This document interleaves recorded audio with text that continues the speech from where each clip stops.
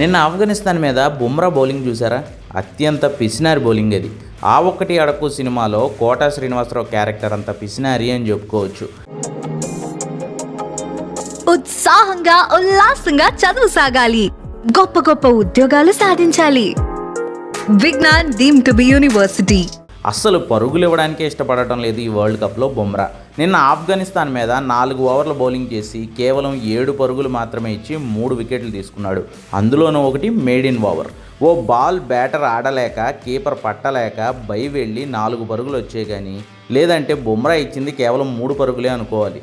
T20లో అసలు ఎవ్వరూ ఊహించలేని స్టాట్స్ ఇవి. ఇదే కాదు, ఈ వరల్డ్ కప్ అంతా బుమ్రా బౌలింగ్ ఇలాగే ఉంది.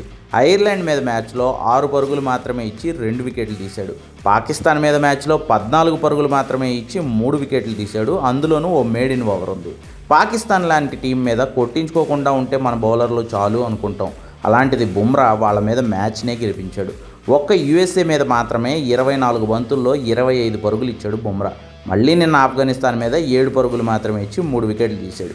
ఈ వరల్డ్ కప్లో ఇప్పటి వరకు 8 వికెట్లు తీసిన బుమ్రా భారత విజయాల్లో కీలక పాత్ర పోషిస్తున్నాడు.